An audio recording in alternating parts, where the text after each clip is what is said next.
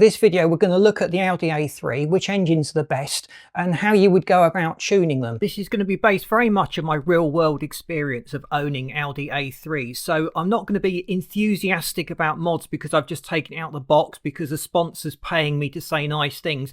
I'm going to give the real world opinion of having a mod done and living with it, and at the end I'm going to flag up a few mods that are best avoided. They're often quite common things that I see a lot of people doing to their cars, but in my experience on a daily driver that you want to keep reliable, they really are detrimental.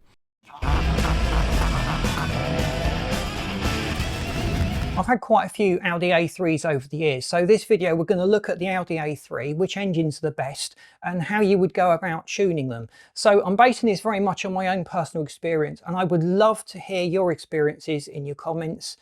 So please throw up a comment below, tell us what you've got, what you've done, and what you think about the different engines in the models. There's been quite a few generations of the Audi A3 as it's come out over the years, and I've had every generation up to the very latest one, and I feel I'm in a good place to make comparisons and draw conclusions on them.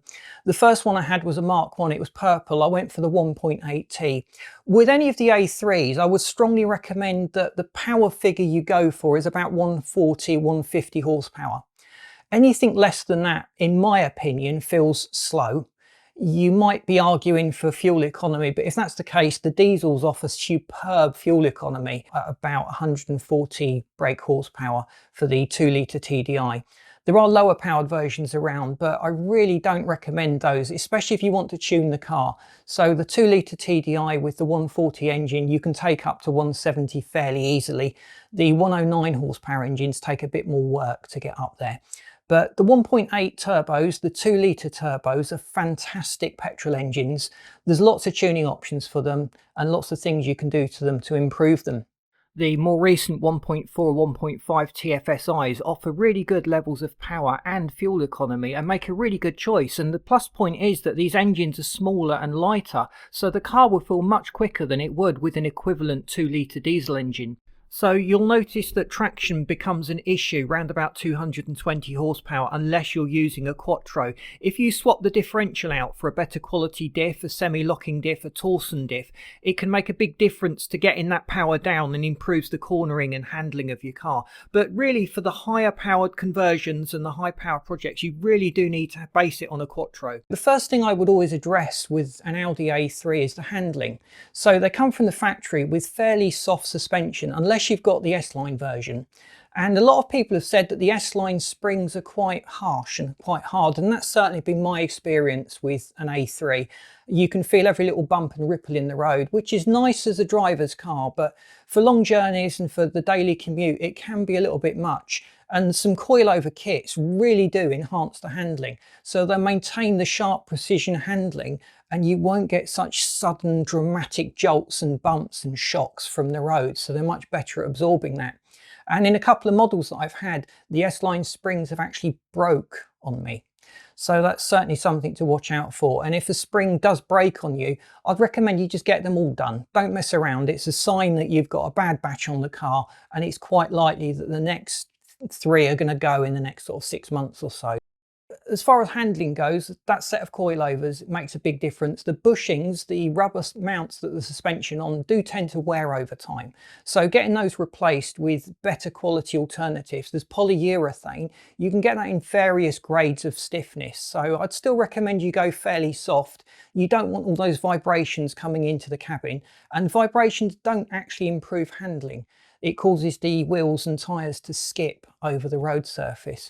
So nice soft poly bushes or just a new set of rubber bushes can make a massive difference to the handling if your A3 suspension bushings have become worn and degraded with time. Moving on to the brakes, you've actually got a massive array of options and brake upgrades because most of the Volkswagen Audi Group hubs are the same. In most cases, there's a few exceptions. Some of the smaller engine cars had slightly smaller hubs, and there are a few other things out there that you've got to watch. But generally speaking, you can bolt on the larger wheel discs, hubs, calipers and brake pads from a more powerful model. So you might add the S brakes or the RS brakes to a basic model A3 to enhance the stopping power. You need to watch that you've got enough space in the actual alloy wheel to house the brakes safely and allow it to cool and dissipate that heat effectively. For most cases you're looking at about 18-inch wheels for that, and we've seen people fitting Porsche brakes and the Volkswagen Golf brakes. There's some really nice setups for the Golf R out there. And the nice thing about all these brake upgrades is you can just go to your local breakers yard and see what they've got, and you can get a decent set of upgraded brake components much more cheaply than it would cost you to go out and buy a big brake conversion kit. Think too about brake pads. Don't go too aggressive with those brake pads either. You don't want race spec pads that need to be warm before they actually bite. If you're using your A3 on the road, you want your pads to be quite effective. So I've used Pagid pads, and I really like Pagid pads. They seem to be a really good compromise between having a decent fast road pad and a pad that you can live with every single day. And they're really good at stopping the car. They outperform a lot of the other pads that I've tried. I've also tried EBC Green Stuffs. They were quite good. In my personal experience, I really like the Pagid pads. They just seem to bite better and they gave more performance in stopping. So your tyre choice can also make a difference. We've got quite a few videos on tyres, but don't go with big alloy wheels. I personally prefer about 17 inches on an A3. I've had 19 inches and they were okay in the dry, but in the wet, they weren't as good as 17s. So for everyday driving, I really do recommend thinking about just sticking with 17-inch alloys. And there are some nice looking sets out there. You would probably argue that 18s fill the arches more nicely, and I've seen people with 19s. But in almost every case where you've gone to the really large size of alloy wheel, people have had problems with tram lining. You're adding a lot of unsprung weight to the car, and that does adversely affect its handling. It'd be a shame if you spent so much effort tuning up your A3 to just throw it all away with really large alloy wheels. So we've dealt with the handling and we've dealt with the stopping power of the car. So let's think now about the engine and how we would improve that. The first no-brainer is if you've got the turbo engine, and if you're aiming at 140, 150 brake horsepower, chances are that engine is going to come with a turbo anyway. A remap is definitely the option to go for. A remap on a petrol or diesel engine will generally give you about 20 to 30% more power without even breaking a sweat. On the diesels, the annoying thing is you get more fuel economy from them. It makes them much more efficient. You've got to watch the map isn't too aggressive because you can get a bit of smoke and it can cause havoc with your DPF filters and other components within the engine. So make sure whoever maps the car knows what they're doing. The best setup really is to get your car set up on a rolling road. That way they can take into account every little nuance of your personal engine. They're all different. They come out of the factory and they're not all built to exactly the same tolerances. No matter what manufacturers claim, there are variations. So some cars remap and you get more power. Others struggle to make as much power. But in most cases, you will get substantially more power when you've remapped it. So it would be better though to get even more power out of it. So although a remap can add a lot of power, if you adjust the turbo itself and go with a hybrid turbo or a larger turbo unit, you really can max the power gain. Now, with the modern hybrid drivetrain, can they be remapped? Will you get more power out of the electric motor and the petrol engine? Well, the reality is that you shouldn't really touch the electric motor. The system there is set up in a very controlled manner. It's thermally controlled and power output is very tightly reined in by the factory. I'm not saying it's impossible, but you'll definitely invalidate your warranty if you do something to that aspect of it. The strategy then with most hybrids is just to tune the petrol engine, and you can get a decent amount of power out of these. Most of them had the 1.4 TFSI. The later versions had the 1.5 TFSI engine. Now there is a bit of a caveat. The latest 2024 versions can't be mapped. I'll say yet. There's been a long history of manufacturers locking down the ECU, and the 2024 revision is no different. The ECU has been locked down by the manufacturer and no one's been able to unlock it or get access to the parameters in there. If that applies to us, then a tuning box or a piggyback ECU are really the only options we have available to us.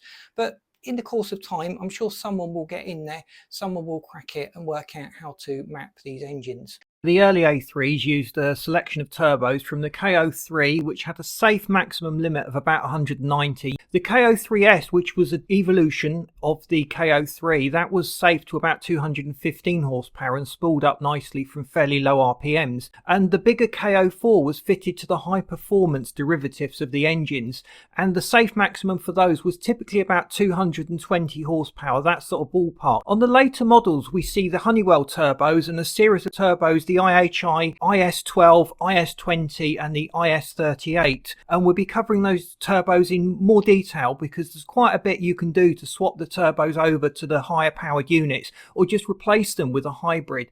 Talking about turbo power limits, again, this is subjective. The K04, some people in the comments of the last video said they got 390 horsepower.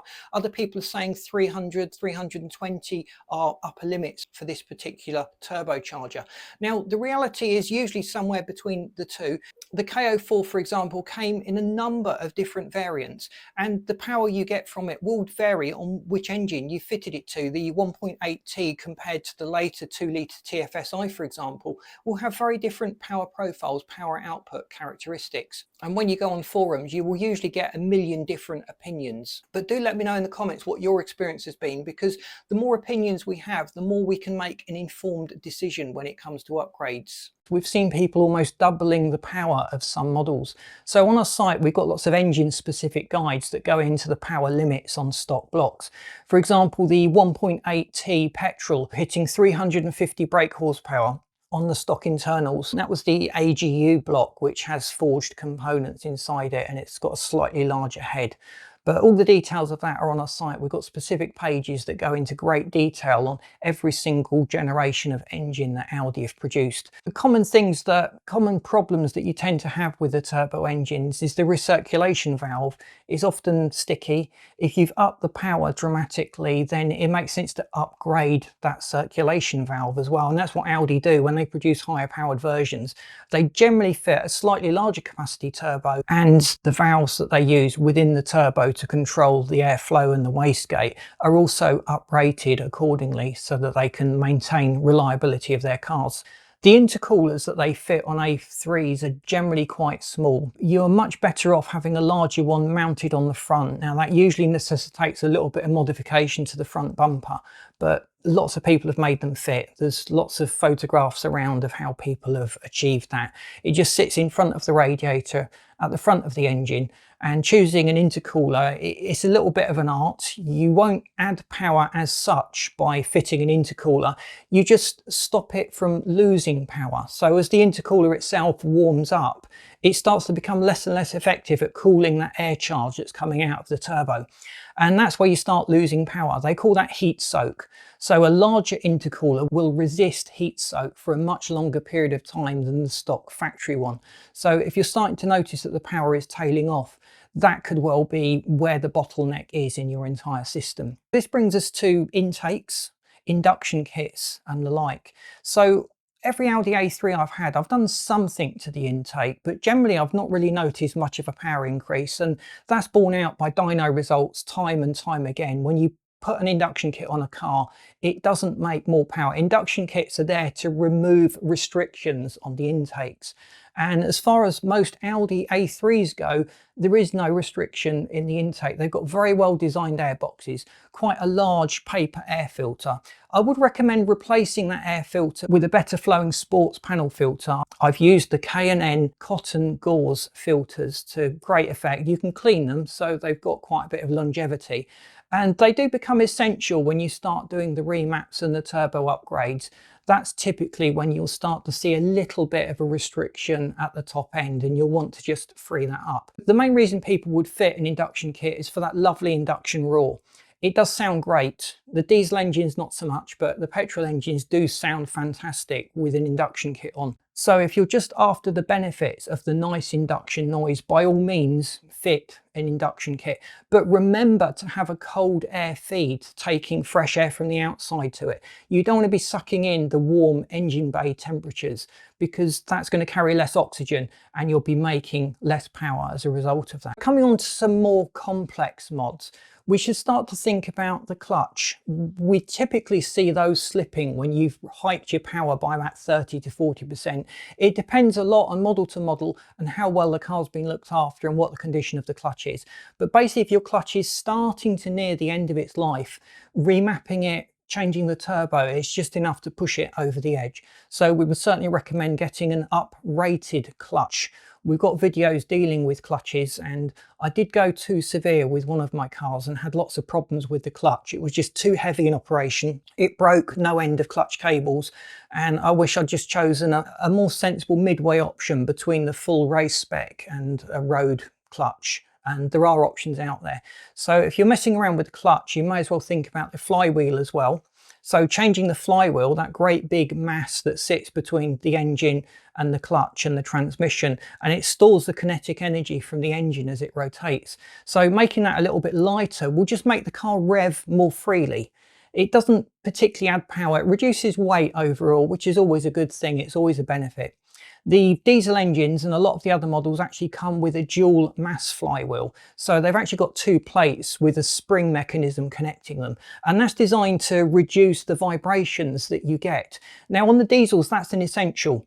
I've heard from a lot of people that have fitted single mass like flywheels on diesel engines and have regretted it. They've just had lots of vibrations, problems with smooth running and idling and all kinds of other issues. Do your research carefully before you think about fitting a lighter flywheel to your car. But coming into the engine itself, we start to look at making the engine a lot more efficient. You want to get the engine burning more air and fuel. The better the engine is at burning the air and fuel mix, the more power you will make. Enlarging the valves, doing work on the head, making sure that the air channels flow nicely into each of the cylinders can make quite a big difference. Again, I tend to think of that more as a petrol mod than the diesel mod. Diesels tend to operate in much lower RPM ranges. So a lot of the mods that you would do on a petrol car won't make much difference because of the narrow power band output that you get with diesels. But the benefit you've had with the diesel is you get massive power with just doing a remap or swapping out the turbo. So back on the petrol engines, changing the cam profile will alter the duration and lift of the valves on the intake and the exhaust. And that can help you to make more power, but don't go too aggressive because that can make the car very lumpy in its everyday operation. The idling can become quite erratic. You often have to crank up the tick over just to stop the car from stalling, and it can be quite hard to drive in everyday traffic when you've got a fast road cam that's too aggressive. So changing out the valves for larger valves is another way. You obviously need to enlarge the ports that those valves go into. But there are a few big valve conversion kits around for most of the popular A3 engines out there. So other options we're just going to flag up at the end of the video that people may not necessarily have thought about are things like tuning boxes. Now they get a bad press because there's so many bad units out there that do little more than just dump extra fuel into the engine. But there are a few decent tuning boxes that act more like a piggyback ECU.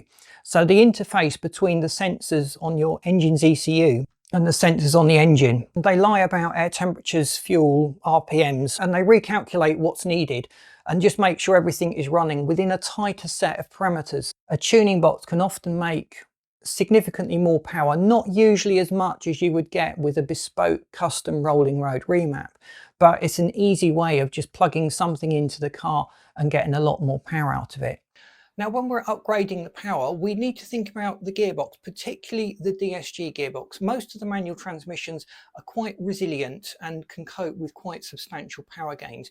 But we need to work out what version of DSG gearbox we have, because there are some differences in the power limits, the realistic power limits. Now, there's always going to be someone that comes along in the comments and says they're too conservative, and other people are going to say they're far too optimistic.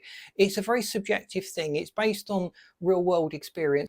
The DQ200, the early dry clutch gearboxes, are not really able to cope with very much in the way of tuning. 250 Newton meters of torque is the basic limit, but generally speaking, the DQ200, you shouldn't really be looking to add too much power.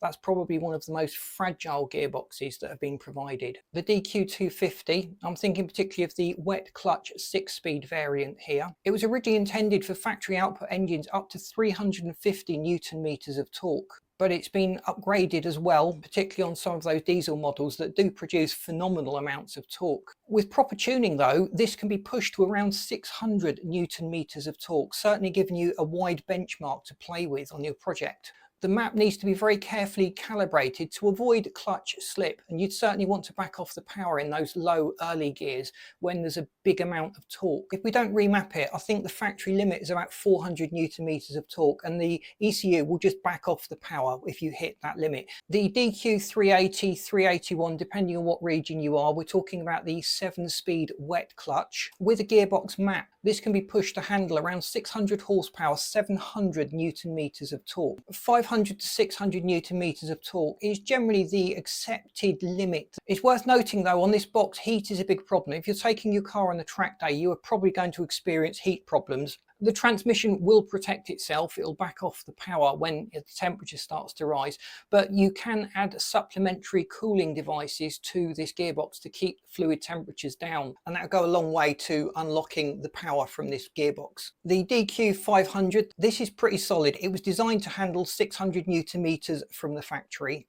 It's the big daddy of the DSG gearbox range. It's often had extensive modifications to it. The clutch packs can be upgraded. There are kits available from various performance tuning specialists that will take the torque limits of this gearbox up to phenomenal levels, handling around 800 horsepower, 1000 Newton meters of torque. And this is actually used quite successfully by motorsport teams. If you've got a big power project, it's worth thinking about a transplant to the DQ 500. After you've increased the engine power, the gearbox obviously needs to know where the power is. The power band is going to be different. You'll want different change points to accommodate this wider or narrower power band or the excessive amounts of peak torque that's being produced. If the gearbox is not set up, you're going to damage the clutch packs. You're going to have rough shifting problems. The car is going to bog down at certain points because the gear selected is just not appropriate for the amount of torque that you're requiring from the engine. We've known some tuners just to deactivate the safety features to protect these gearboxes to allow them to handle higher power, and that really is a bit of a false economy. If you push these gearboxes too much, you will get expensive problems from them. So it's certainly worth having some kind of limit in there that is realistic. It's recommended that fluid intervals are changed at 38,000 miles. I think that's about 60,000 kilometers. And if we've put more power through the gearbox by upgrading the engine, we might even want to shorten those fluid change intervals even further. So we've got future videos planned in our schedule, so we're going to cover each of the models of A3 in more detail. We're going to go into the engines with some engine specific guides and some troubleshooters on things that we should look out for. So please subscribe to the channel, make sure you don't miss out on those. Don't forget to stay tuned. Throw us up a like because that really helps us to get out there. And please let me know in the comments what model you've got, what you've done to it, what mods worked, what your experience has been with your A3, because that helps me to shape future video content and future video features. And please let me know what you think of this video. Thanks for watching, and I'll see you in the next video.